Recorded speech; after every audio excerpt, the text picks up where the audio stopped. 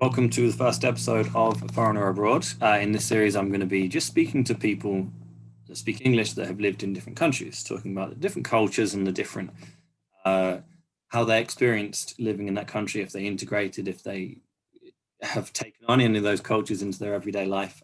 Today's first episode is going. Here he is now. There he is. Haven't seen him for years. Hello, mate. Hello, how's it going? I'm already Yeah. recording, by the way. I just gave you a bit of an introduction. Yeah, Looking very well. Thank you. Yeah, You are looking nice. You've done your hair a lot. Yeah, that's why it took me 30 minutes to come. Didn't take me long. My general 30 seconds of and all of that. So I haven't spoken to you, apart from the odd message. I haven't spoken to you for years, I reckon. Yeah, except for the odd kind of voice message or text message. Yeah, it's been a long time. Yeah, it's been ages. And I noticed already there's a South Korean football shirt behind you. Was that put up specially for this? Or is that always on your wall? No, it's always hanging up there. In fact, they're both from Korea. Are they? Is that what team is the white one? They're both my teams when I played. Oh, really? Does that say Ben on the back of the shirt? It does, yeah. In Korean, it says Benjamin. Fantastic. On the blue one. You speak Korean, don't you? Or more or less? Yeah, I think I spake. I think spake. Spake. You don't speak English, that's for sure. Spoke. I've been home 3 years now. I would say that I spoke Korean really well when I came back. But as with languages, I don't really use it that often these days. Do you keep in contact with many Koreans? I've got the odd friend, yeah. I've got friends that I keep in contact with. And then, we speak a bit of Korean, a bit of English, Oh, nice. So we flip between two. So I get bits of practice. I've got the odd show on Netflix that I watch to try and... In Korean?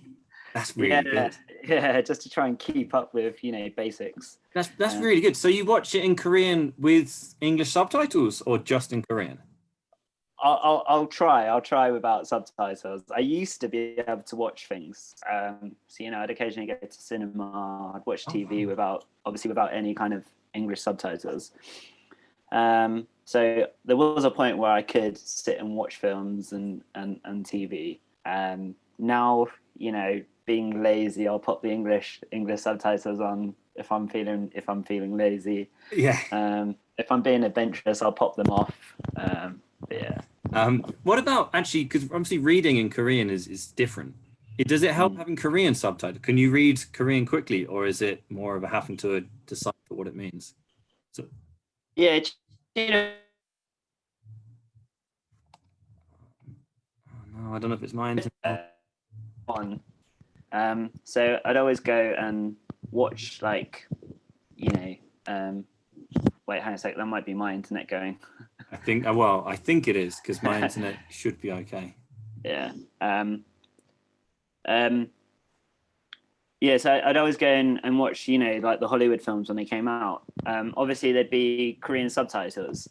So that was one of the ways I'd learn. I'd sit there watching a Hollywood film, but reading the Korean subtitles. That's how you pick up little... Yeah, I did the same thing with Spanish. I did exactly the same thing with Spanish. Having Spanish subtitles helped a lot. It also helped learn them. Well, we'll continue talking about language. What about, did you ever, as you were learning Korean, get yourself in trouble? Like, say anything stupid or say anything that maybe someone took the wrong way?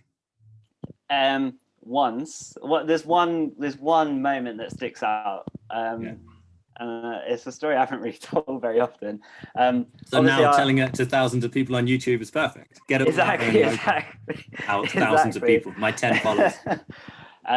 So I worked in I'm a primary school teacher. I worked in the Korean state school system teaching English.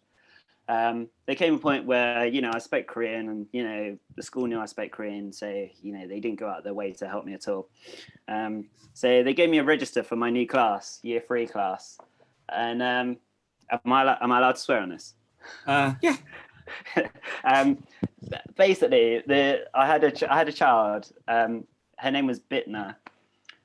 But the way it's written in Korean, it's got the B sound, like a B sound, a I sound, and it's a ch sound. That's how it's so written. you can definitely say bitch. You can definitely say bitch. And this is, I wasn't quite there with my Korean, but I was probably a bit arrogant, just like, yeah, just give me the Korean register, it doesn't matter. And I saw it and I was like, I haven't seen this name written. I haven't seen this name before. It's strange. Anyway, Bitchner, right? And the kids, they obviously learn the bad English words first.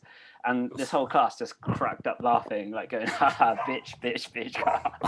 But it's worse because this poor little girl probably just got called a bitch after that. Exactly. Poor thing. So you've traumatized this poor girl. Her first ever English lesson in a new school year, and the English teachers like stood up in front of the class. Already given her a nickname. So I would say that's the worst. Obviously there's loads of times where you're saying something and the other person has no idea what you're saying. Oh, it still happens. Yeah. Actually, people don't want to understand sometimes when I speak. Like there was one time this was when I was very new, so I didn't speak. So I got into a taxi and I just passed my telephone over to the taxi driver. And there was an Ecuadorian on the phone and she gave directions. And he was there going, ¿Qué? ¿Hablas español? I was like, she's Ecuadorian. You just think because I'm white, that therefore I can only have white friends and therefore she can't speak Spanish. And he couldn't understand her because he thought that she was foreign, even though she was as Ecuadorian as he was. So. Loads of times I say something, even into my later years there, and someone go, what? I don't understand. And you say the same thing about 3 or 4 times and they'd be like, oh, and then repeat exactly what you said. Yes, exactly. I don't even think, it might be me being arrogant going, definitely said it right. I'm sure you had an accent. I'm sure you had an accent and we're saying it completely perfect. It's like, come on. Yeah. I assume you probably had this as well. This happened today. There was someone I know, he knows I speak Spanish. In fact, I was speaking Spanish in front of him. But every time he wanted to ask a question, because I'm on a diet at the moment, I don't know if you notice, I'm a bit thinner. Looking trim. I am actually very trim. Anyway, so I was there. It was the cousin of my brother-in-law. And so I was talking to my brother-in-law and sister-in-law and that. And this cousin just wanted to ask me a question. He wanted to say, how long have you been on a diet? But he said it to my sister-in-law, how long has he been on a diet? I'm right here. I understand you. I've just been speaking Spanish. Why are you asking them for them to? So I see what happened to you. That reminds. I've got two cracking stories which I've repeated a million times. But I had a friend out there from London, from England. That you've met him, in fact, Hoa. I do know her. 1 second. My cat's just absolutely destroying my sofa. Just give me a second. I had to do it. Otherwise, I was going to be distracted the whole time, just hearing this expensive sofa just getting ripped by this cat. So, sorry. Professional football. So he's from London. He's from a Chinese background in London. So we used to go around together, we'd go out, eat, whatever, all the time. And he didn't speak Korean at all really, except for real basic phrases. But all the time, what would happen is, we'd go into a restaurant and say, have you got a table for 3, please? And once I remember the waiter going, is that right? But he didn't understand what was going on. So he just went, yes. Because that was one of the only words he knew. So we took him through, and I'd order. I ordered on the menu. And then he was like, is that right? Again, doesn't know what is being asked, but just goes, yes. That pisses me off so much. When that happened. And here as well. I remember getting a train. We'd been for a night out, and we missed the last train home, I think. So we had to get one in the morning, and we horribly got the wrong train, and the ticket conductor comes down and is like, lads, can I see your tickets? So, Did he say lads? Did he say lads? Gentlemen. So I give him the tickets, and he says, this train doesn't go to Nonsan, you're on the wrong train. But if you get off and says a stop, you can change there and got on the train. So I was like, but he's all the time he's speaking to He's speaking to Hoa. You're responding. Yeah. And he's just. And I was like, I know for a fact Hoa can't understand a word that's being said. I think I've got the gist, but I wasn't quite sure what station we had to get at. So I lean in and go, sorry, can you just repeat what station? Is it blah, blah? And he looks at me and then goes, yes, it is blah, blah. Oh, yes, I can absolutely imagine that happening. Absolutely. Okay, so I'll try and say the funniest story. So again, involving the same person. He has a strong southeast London accent. So we go to the cinema. I think there's a group of us, and he goes up to the counter to get popcorn or whatever. But he orders a water. Now, water in Korean is mul, but he's got a South London accent, so it comes out like mo. He's like mo chuze. The woman's completely blown away. She doesn't know. She didn't understand it. But there's someone that looks like her saying, something that should be intelligible, and like she's completely blown someone away. That looks like just nicely said. Sorry, but someone that she wouldn't necessarily think was a foreigner. I should have put it that way. Whereas they've got a very Western idea of what foreigners look like. But so she's confused. She's like, sorry, what did you want? And he's like, mo. Still not getting through. So he decides that he's going to go into English, because most people speak basic English, because it's obviously on the school curriculum. But again, they learn American pronunciations. So he goes into the South London, water, mo, getting completely, she's grabbing people in to help, panic stricken all over this poor young girl's face. I was like, I don't know if I should because I can see what's going on. I understand why they don't understand, but I bet you're loving this though, aren't you? I was in hysterics, but I just leant in over his shoulder and went, moo. And they were like, moo. And they all rush off and get a water. So after all that, fantastic. Very good. Fantastic. That's great. Great stuff.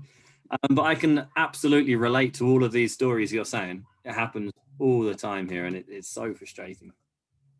Okay, what about, in fact, there was another question I had about language. What about slang words?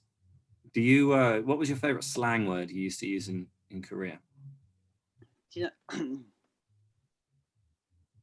I wouldn't say I use much slang, and there is a reason for that. Obviously, being a primary school teacher, I spent 5 days a week around children. I used to pick up all those little slang words that these children said, but they were children's slang words. So when I was learning the language, I'd be like, that's normal? I think it's cool. Yeah, I think, But then I'd say it around adults, and they'd, for example, when I was there was the word, the asta, asta. It means great, fantastic, or, awesome. Yeah. And they say it, they got a question right. If you asta. I was like, okay, actually, right. That sounds really cool. It sounds cool, doesn't it? That sounds amazing. It sounds cool, and it rolls off the tongue as well. And I remember the first time I said it, and just the Korean adult I was around just looked at me and was like, what did you just say? Don't ever say that again. There was another one, which is when I picked up on TV and people around, teachers, whatever, if they're shocked, where we might go, oh my God, they'd be like, omo or omoni, which means mom. Mm-hmm. And I said it, and a friend of mine was just like, apparently it's quite a feminine word, it's what women say, and men don't say it, blokes don't say it, it's really feminine. So I said it, and my friend was like, don't ever say that. So every attempt to use slang goes badly. Really failed in my first couple of years. So I stopped using slang. I mean, what they do a lot of is abbreviations, especially when texting. How we used to have that text language. They've got that. I use that a lot. And weird little abbreviations when writing. But not really when speaking. I kind of avoided that. But no, again, I mean, we've had pretty much the same. I was a primary teacher as well for a year, and that's how I learned Spanish. So I was saying exactly the same things as you, but I still say them because people seem to find it funny when I say, well, they're equivalent of pasta. So yeah, it's been what a great experience though, living abroad and learning all of this different cultures. Yeah. It's one of the best things I've done, if not the best. Absolutely. Yeah, I wouldn't change it. I think it kind of changes, your whole kind of perspective on everything, and Yeah, absolutely. So let's have a look at your city then. So I was here in South Korea. So you're from Yep. Nonsan, South Korea. Yeah. Have a look at this. Let's see if you recognize any of these places. So Yeah. for example, is this? Did you go to this place? Looks like a Hindu temple. It would be a Buddhist temple, and there are lots of traditionally I think the religion is Buddhism. Say there's lots of Buddhist temples. Nonsan's actually it's called a city, but I 100% would not call it a city at all. It's a very small town. It is famous. It's famous for its strawberries. Oh, do you know? I just got this picture up. Nonsan strawberry farm and thing. I was going to ask. Every year they have a strawberry festival, and it is the big thing. And there's another picture. It's military service is mandatory, and it actually has their headquarters like the Army Training Center, which is what my school was right next to. So a lot of the children I taught, their family were military, like permanent staff that worked within the Army Center. So yeah, it's like the biggest Army Training Center in South Korea. Ah, nice. Again, another similarity between us. It does look like we went to the same place, but me in South America, because I've got one of the biggest right near me, one of the biggest army things. Nonsense. Let's have a look at the city center. American spelling, you'll notice I've put in there. There's not a lot of pictures. No, I mean, yeah, no, that's Iksan. That's another town down the road. There's not really a lot to see, if I'm honest. I mean, it is a very small town. That's Nonsan. Yeah, that looks like central. Maybe not actually. I can't really see any of that resemble. Yeah, there's not many good photos here. Like there really isn't a lot of good photos here. There you go. That's a nice picture of the arches of the Army Center. Oh, this one here. In fact, there you go. You see that picture down below? That is the Tesco's. Yeah, that was just down the road from. Nice. I know. Even that's Geryong. Yeah, that's a different town. But that looks identical. Tesco's looks exactly the same. Every building, which is just down the road from my house. Nice. Nice. Fantastic. I guess you say it's a small town. It's definitely bigger than where I'm living, though. I do have some personal photos which I can share with you after. Maybe you can put them at the end of the video. Yeah, well, that's if I do video editing. That's if I do that much. Fantastic. No, it looks really great though. How were you treated as a foreigner? I mean, I guess we've spoken about it, like people just assume you don't speak Korean, but what about? Was there any problems? Do you feel safe, or maybe was it good being a foreigner? Or yeah, I mean. I think it's like being a foreigner anywhere. You have some really, really, really positive experiences. People are very welcoming. People are kind. I made some really good friends there. There were negative experiences. As probably all travelers experience at some point. Yes, I mean that. That is a hard question to answer. I feel. Yeah. It probably is, isn't it? Because lots of people ask me why I came back, and I would say the main reason, I felt very comfortable there. I loved life there. I loved the country. One of the reasons why I came back is even after 5 years, even after learning the language, probably every day I was reminded I was different. Yeah. And you can't just go incognito and walk down the road and do your grocery shopping or having people staring at you. Yeah. Every day I get on the bus to go to school and someone would stare and I'd hear people go, "Oh, there's a foreigner."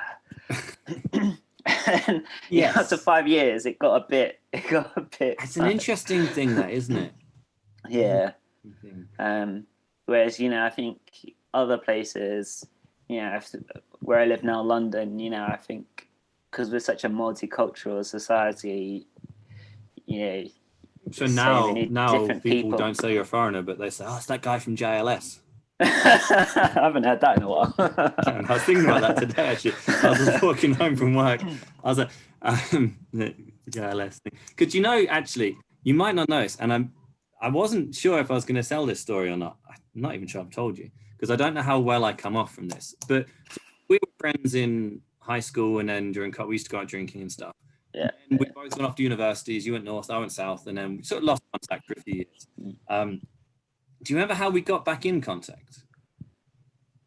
I know I used to work in the office across from Yeah, your it was flat. before then. So, well, the first time we saw each other after about 3 years was watching football. I think it was the Spurs game. A pint. Anyway, Yeah, a pint. that was That's when just, Tottenham oh, were hi, doing how's well it in the going? Champions League.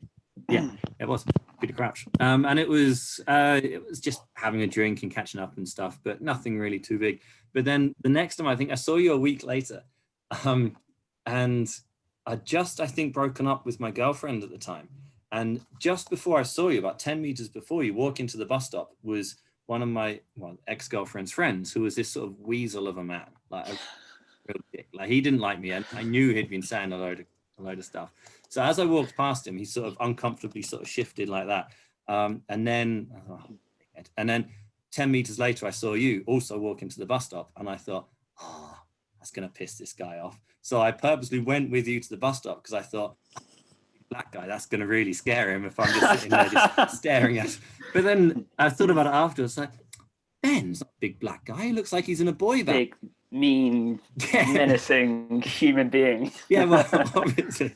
So yeah, I thought, no, he's going to think I've joined a boy band. So anyway, and then we started chatting, and I guess through awkwardness, because I was just following you, I think we arranged to go out the next weekend, and then from there, it's like fate into what it is now.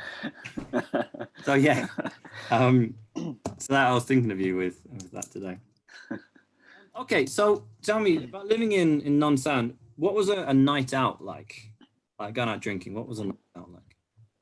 Yeah, I mean, as you've just seen, it's a very, very small town. But we used to live probably, I had friends around and stuff. We lived about a 40-minute train ride from a really huge city. I think like the 5th city in the country, which is called Daejeon. Yeah, that's the football team you supported, wasn't it? Yeah.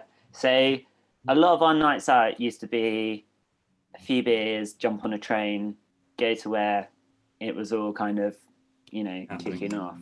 Yeah, and I think when you get into like a big city, there's huge nightlife. Things are open all hours of the day. Bars, clubs, just like it would be any other kind of. You don't want the G at the end. There you go. But yeah, that was where we went. Yeah, and when you go there, it's a big city. Yeah, huge. They had like the Strip, which had like all the bars and the clubs and stuff. So yeah, most of the time you spent there, just like you would expect a kind of East Asian city, Well, that's the thing. I don't know what to expect. like neon everywhere. Yeah. Yeah. So I suppose that probably would be what I'd expect. Yeah, that pretty much shows. Nice. And no problems on the night out, again, being a foreigner, or? No, I think it sounds strange, but people kind of being foreign there, especially being a foreign man, people kind of leave you to your own, if you know what I mean. Like, no one's going to try and start a fight with you because you're a foreign man. Yeah.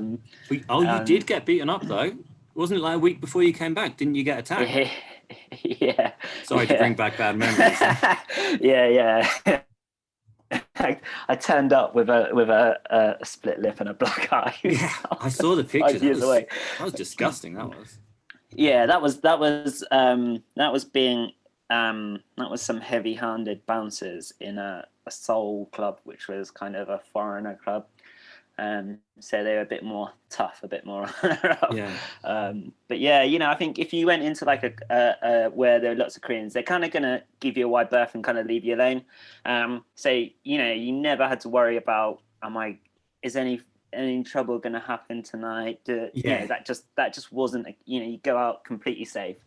I think, especially with clubs, if you're into clubbing and you want to go clubbing, that can sometimes be a problem being a foreigner, especially a foreign man. The amount of times I got turned away from places, I know of places in Seoul that have literally got signs up saying no foreigners. Well, that is. Yeah, and is that why do you think that is? Racism, or because they expect foreigners to cause problems? I think there's. I would say two things. That they're probably expecting foreigners to get drunk and cause issues. I think some of it as well, especially when again from the male side, I think a lot of it would be they just assume that foreigners are there to kind of try and pick up women and kind of be uncouth, if that's the right word. There's a lot of that kind of stigma around being a young foreign man in South Korea, that they assume that you're kind of on the prowl. So I think that plays a lot into it as well, when it comes to clubs. But and also to defend the club there, possibly, and I don't know what it was like in Korea, but going out in Ecuador is very different, especially because we used to go out every weekend. And in England, well, I found if you were dancing with a girl, then great, that you're in. But here, you dance with a girl doesn't mean anything. You just dance. And I remember I was out one of the first weekends I was here. I was dancing with a girl. This was before my wife. I was out dancing with this girl. I think I kissed her and that. And then she went off and just all of a sudden just was dancing with someone else. I was furious. I was like, what the hell happened there? I thought I was in, but it's just normal for them. Like, not so much, but I think so like I Western society in Korea's got this idea of young, free, lots of casual sex, sleeping around, going to clubs and picking up, and that just traditionally isn't the Korean way. I say traditionally, it is the young Korean way, but it's not the traditional Korean way. So any way they can discourage foreigners from practicing what poisoning the young generation as well, they think is their natural culture. But to be fair, it wasn't our natural culture. Yeah, there'd be a lot of that, but like me and you used to go out all the time, and we used to spend much more time drinking and climbing on things and trying to find women. Usually be too drunk to consider like talking to people. It would not have been legal for anyone to go home with me, wouldn't it? But no, going away from traveling, I never used to particularly enjoy going out on the pool anyway, because I had friends that used to do it, and it's so boring. You'd go out and you couldn't get too drunk. You'd sit there with nursing a beer all night, just giving everyone the eye. Oh man, I didn't want to do that. Yeah. I'd much rather go out and be a dick if something happens. Brilliant, but that definitely was never the aim of the night. Okay, cool. What about a typical day out? So if you had a weekend free and it was non-drinking, well, maybe you would, but not going out to clubs and stuff. What would I think a day trip? There's lots. I've lost you again. I think we might have lost internet. I don't think it's mine. Let's see. Can you hear me? It's just come back now. I'll edit that bit out probably. I'll ask you that question again. So, interesting about nightlife. What about daylife? What would you do on a day trip? Yeah, there's lots of things to do. It's a mountainous country, and Koreans love to go hiking and mountaineering. So there'd be that. There's being a kind of peninsula, almost like an island. There's the seaside, although half the year isn't particularly warm. There's everything you can do in what you would think is a large city, whether it be shopping, whether it be sports are a big thing. If you're into football or baseball, there's always live sports on that you can go and watch. So yeah, there's lots of things that you can do. I'd always be out, kind of restaurants. Eating out is really big. It's almost cheaper to eat out than it is to go food shopping and eat in. That's weird. It's the same here as well. It's strange, isn't it? Yeah. So I'd eat out very often. Weekend comes, straight to a restaurant with friends and kind of hang out. And it's coffee shops are big hangout places. If you're not drinking, you're kind of sitting around a coffee shop, kind of talking and hanging out there. So what about things that you do in Korea that maybe you wouldn't do, that you don't do now? For example, is there anything that, I don't know, that maybe you've been living in England, what, 3 years? So 3 years now. Back, you don't do that you used to do regularly in Korea?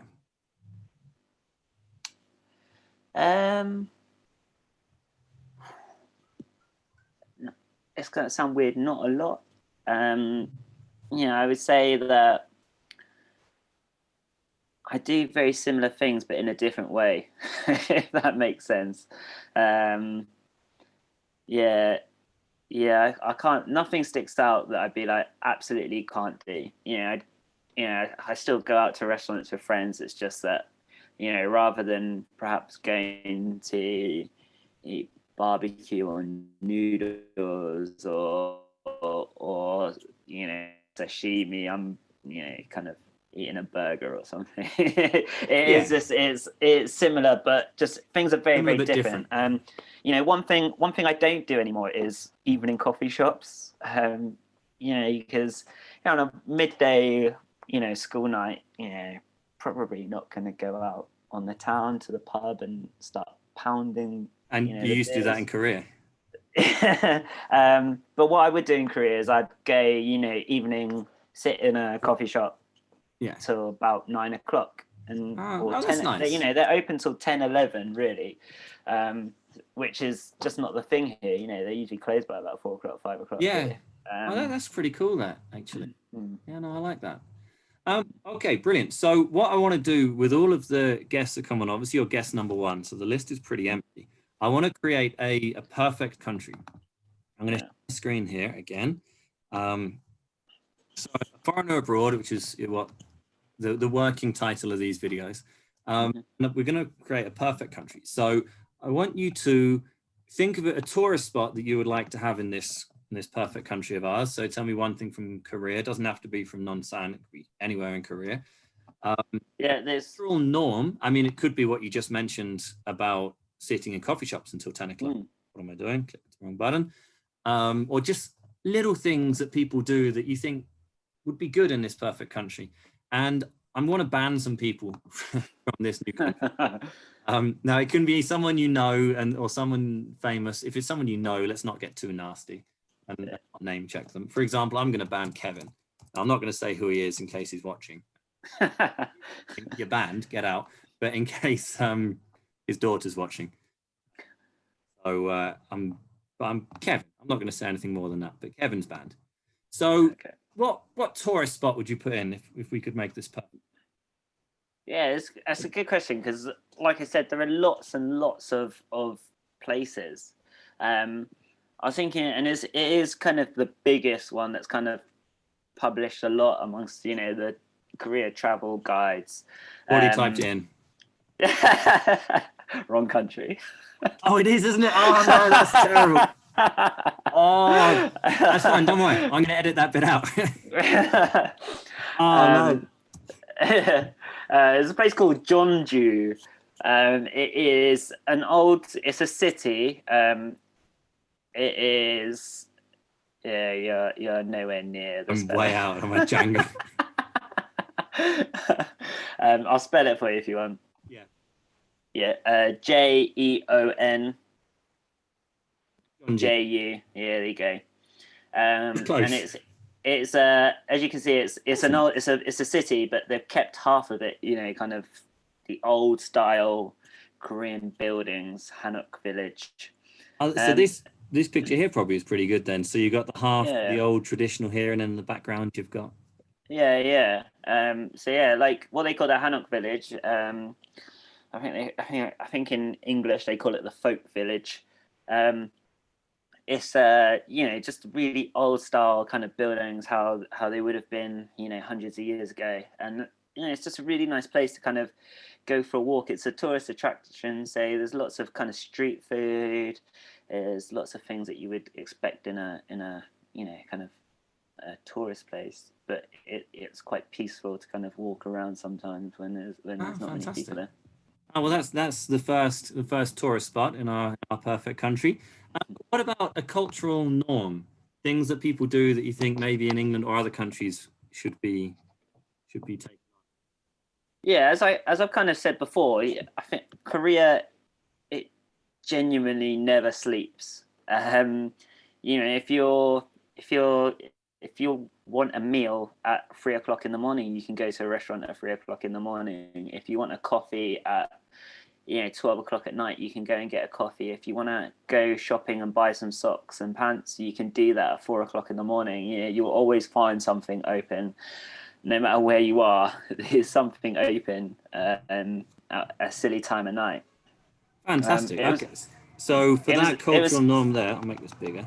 It was a toss up between that and something I think you would have liked, which is the karaoke rooms, which are really cool places to hang out if you're that way inclined.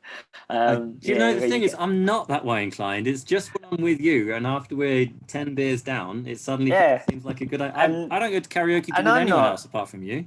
And I'm not that way inclined either. I'm never singing in public. But there's something about when you're a few drinks in, being able to hire a room for an hour where you can karaoke sing, and they bring cans to you, and you could scull some more cans while belting out private ballads. Karaoke rooms, and I'm kind of tempted to put that in as well. I think just one thing per country, but that's a close runner-up. Let's go for the karaoke then. Let's go for the karaoke. I've changed my mind. You had a sensible one. You had a sensible one. Things open 24/7. Karaoke booths. The more I talked about it, the better it sounded. I think I talked myself into. Karaoke. I spelled that wrong. Yes. But they're called in. I think karaoke is the Japanese word for it. In Korean, they're called norebangs. Can you spell that for me? Which is NORAE,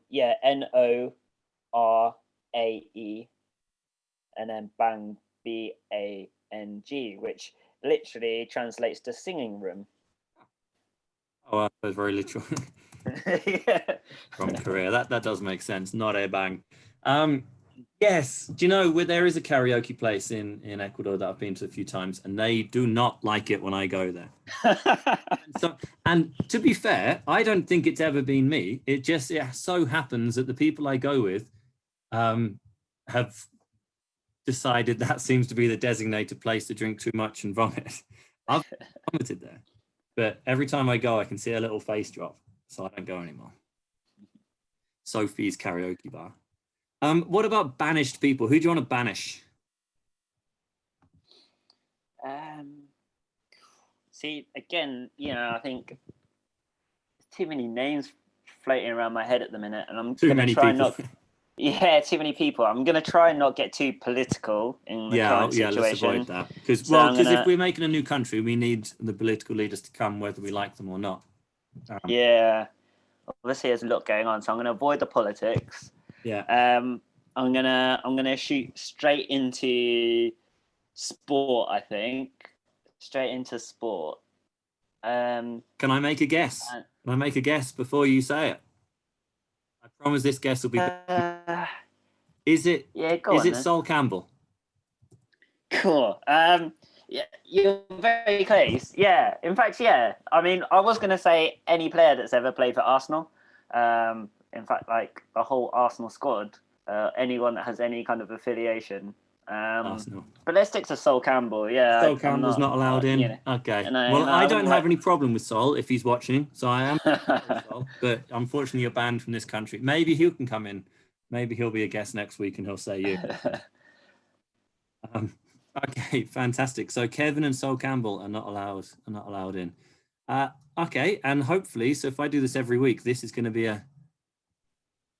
full, and it's going to be a fantastic thing. Well, thanks so much for chatting. I promised you this would be a 3 to 5 minute interview. It's been a little bit longer than that. And we've hit 40 minutes. Yeah. Oh man. So, I've got to decide now. I mean, I don't really talk about. I don't really talk about. You know, I think whenever I'm back, it comes up in conversation that I lived in Korea. People go, "Oh, how was that?" Yeah, it was cool. And that tends to be the how conversations go. So I don't really talk about it that often. Quite in depth, and I think generally, again, this as well. It's people say, "Oh, nice, you went to Ecuador or you went to Korea. Oh, why'd you go there? Oh, did you like it? Are you pleased to be back? Yeah. All right, let's move on." So that's as far as deep as a conversation goes. So yeah, pretty much. Oh, what's it like? Yeah, but they don't hear. They don't really care what it's like. They just want you to go, yeah, it's all right. Lip service. Yeah, it's nice. Yeah. It's cool. Yeah. So I really enjoyed that. So I don't know if I'm going to edit this down or if I'm just going to post the whole thing. I'm definitely editing out Mount Fuji. You got to keep it. You got to keep it. Yeah. But you did. But what the thing is, you went to Mount Fuji, and I remember you said you went to Fuji, and you had the oxygen mask. So I just figured that's what. But of course, I know where it is. It's in China. Japan. Yeah. Okay. Very good. All right, that was really nice. I want to get Pete on. I don't know if I'll get him next week. Probably not next week. But Pete living in India. Yeah. He was a good few months kind of working. Yeah, well, I think that will be a bit different. But I know so many people. I made a list the other day. Oh, I don't know where I put the list now. It's not in this thing. But I've got about 20 different guests to get on if they all want to do it from 20 different countries. So that started off with a bang, I think. That was really good. Thank you. And, well, we'll catch up soon. I'm going to, as what I imagine will end up being tradition, I'm going to show one of my animals before we leave. She's annoying me at the moment, though. She keeps kissing inside. Right. Okay, nice. Cheers, Ben. Thank you. Thank you for having me. Yeah.